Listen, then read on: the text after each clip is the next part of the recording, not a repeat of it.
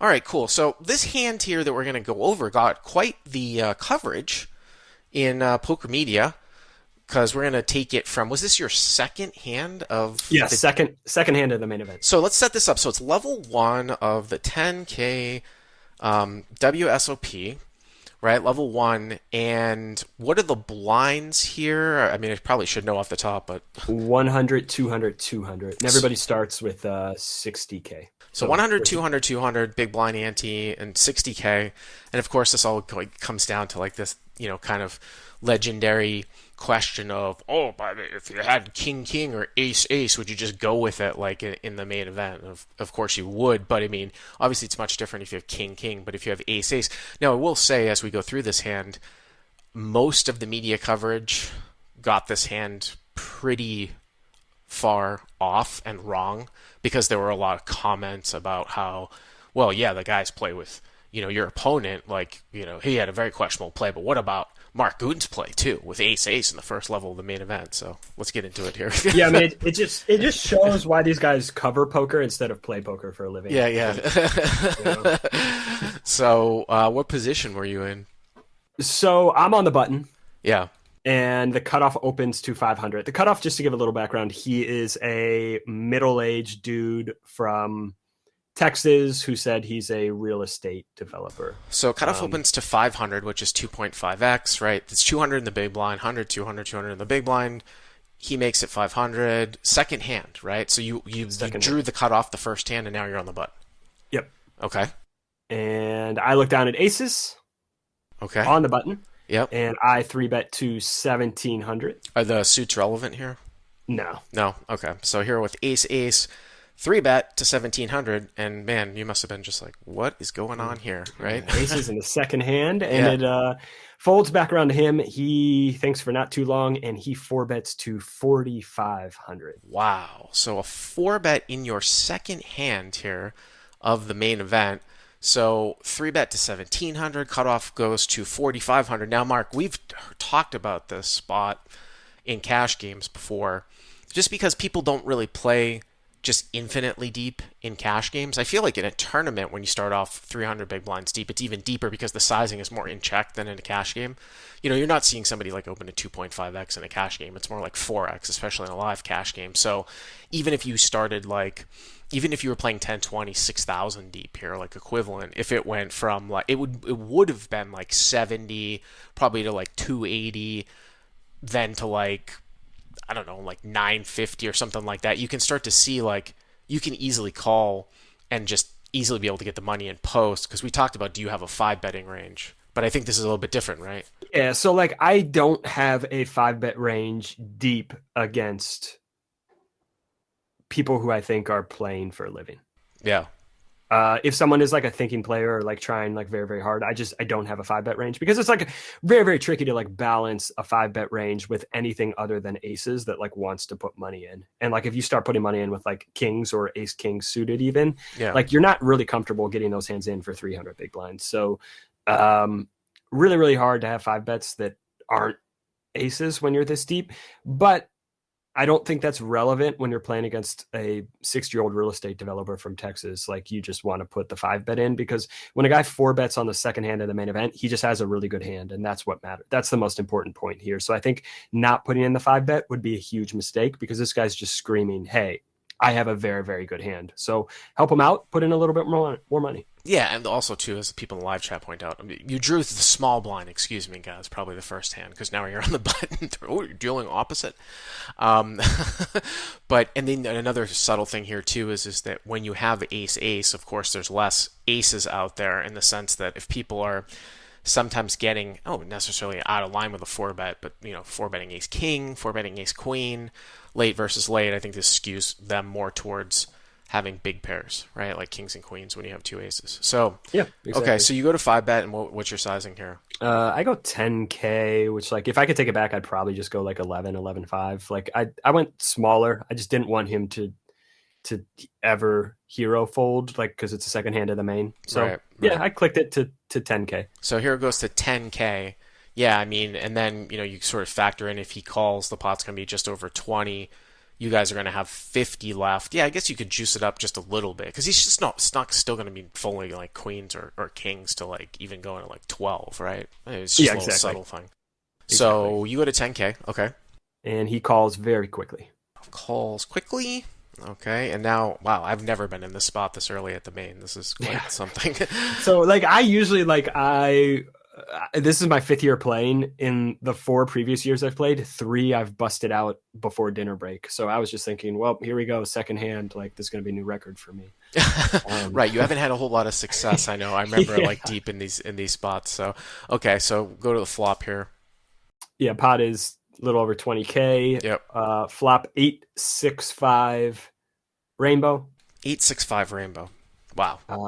He checks, and in this spot again, I'm thinking like you said, I got 2 aces in my hand. I think it's less likely he's got ace king. I think it's even less likely that someone just like goes crazy and 4 bets ace king like the first orbit this deep. Like people play super conservative, especially early day one main event. So I think like he almost always just has like queens kings.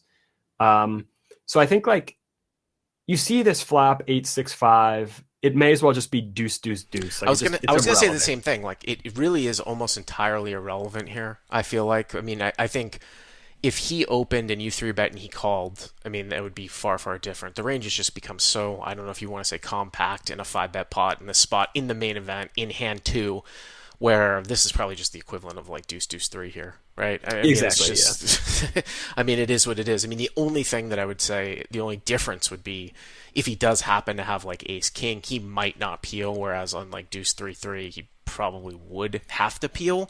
So I don't know if maybe on deuce deuce three, just having the pot be so big, I actually might size down just a touch to get some calls from some ace highs. But I mean, again, you've got 2 aces in your hand, so it's pretty subtle, I would say. Yeah. So pot's 20K. Yep.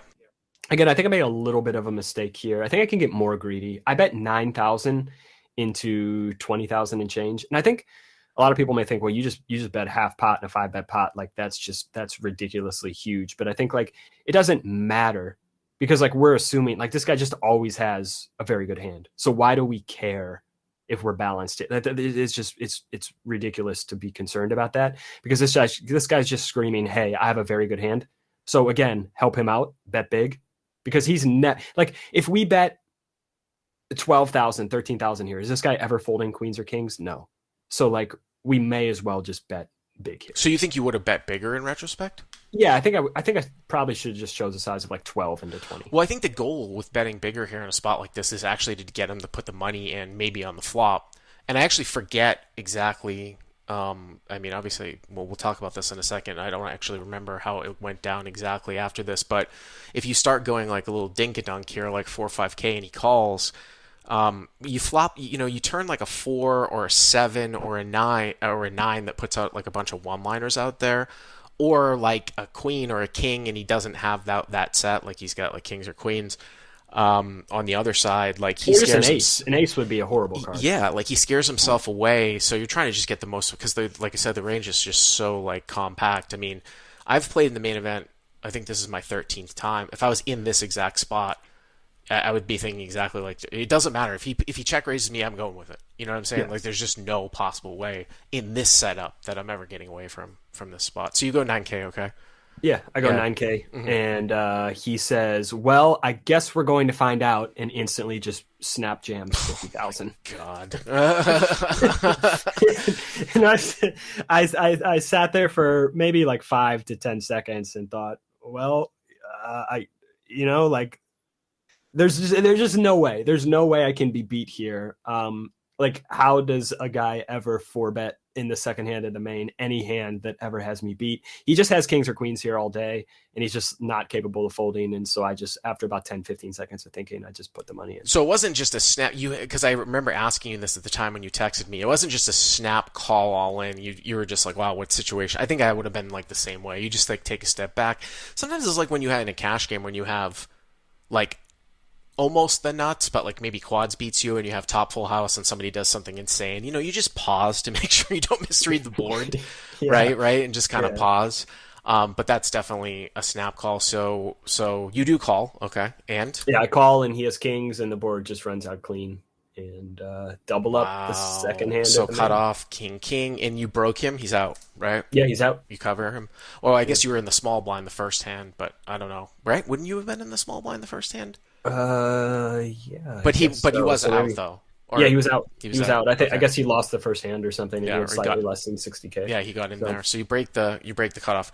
Wow, that is unbelievable. But again, like this is such I mean, it's an interesting spot because it's so rare. I mean, I don't know how many times you've played the main event to be in a spot like this, just sitting down like super early on. But we have this one down on paper. We just talked it through. I don't know how the poker media guys got this one wrong because I mean, anyone that's thinking about possibly folding aces here to a check raise all in given this action, I think should just quit poker right now. yeah, since it would be insane to even consider folding. It would be insane to consider folding. Like it I, just like I didn't really understand. Like the comments were all like, "Wow, this is so risky." Risky how?